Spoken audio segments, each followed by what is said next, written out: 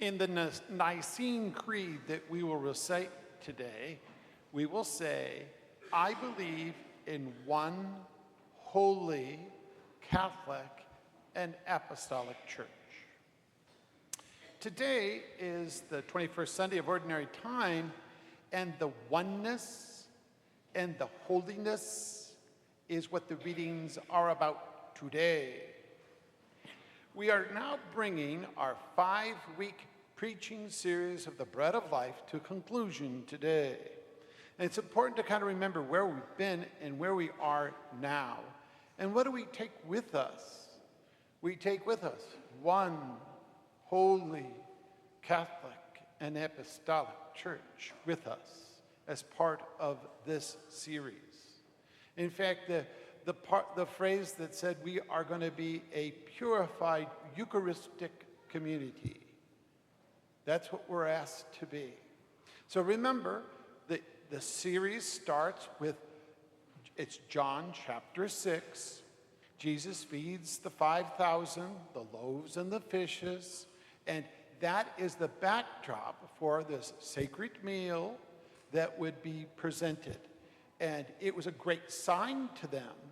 And Jesus is the new Moses. They go over they're out in the desert. He feeds them. Jesus is this bread that comes down from heaven, that just as they received manna in the desert, now they're in the desert and Jesus has fed them. Okay, so that's the whole backdrop. It gets it all set. Then they come to him and Jesus tells them, I'm the bread of life. Whoever eats my flesh and drinks my blood will have life eternal. And everybody's like, what are you talking about? And in one of my homilies, I let you know that today's second reading is the image. It's a marriage. We're not just talking about flesh, we're talking about one flesh. The two fleshes come together. That flesh is not a mistake. The blood and the flesh come together just like in marriage. It's no joke. That is, the early church, they had no idea what Jesus was talking about until the Last Supper and went, oh, that's what you're talking about. But then, as the community started to grow, they realized, no, it's actually much more than that. It's this marriage between us and God.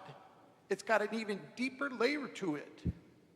Now we're at this point in this liturgy and of this preaching series where we now have to make a decision, okay?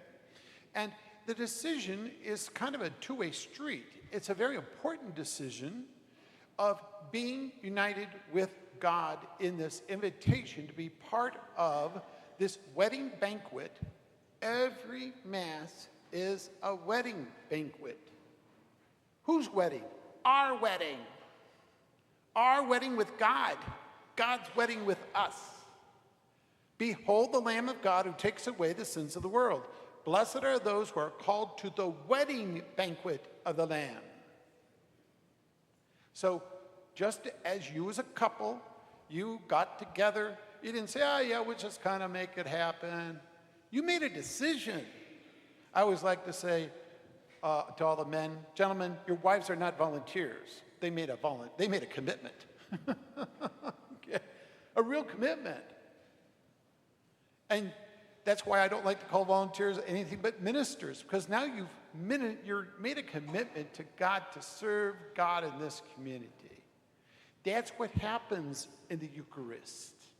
That's what we do. We become what we receive. And we become one with God. You'll hear it in the liturgy. The liturgy will say, we pray that we become one through the power of the Holy Spirit.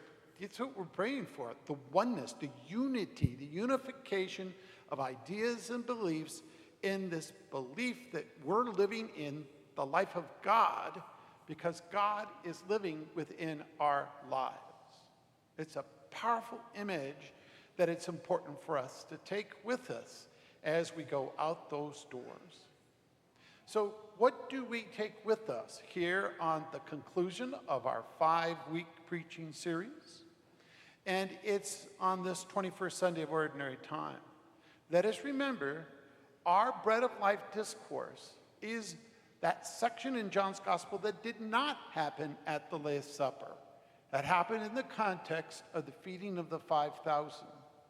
It's a reminder to us that the Eucharist is not just a sign and a symbol. It's this place of purification on which we are separated from others and we're purely committed to God, and we become what we receive every time we come to Holy Communion. We are now living in the divine life of God because God lives in our human life. This is the marriage between God and humanity, and it's known as the banquet of life. All are called to this. That's why it's universal, it's Catholic, and it's apostolic because the holy apostles were there to witness it and to bring it to us throughout the centuries. Let us remember the conclusion to our preaching series is one holy, Catholic, and apostolic church.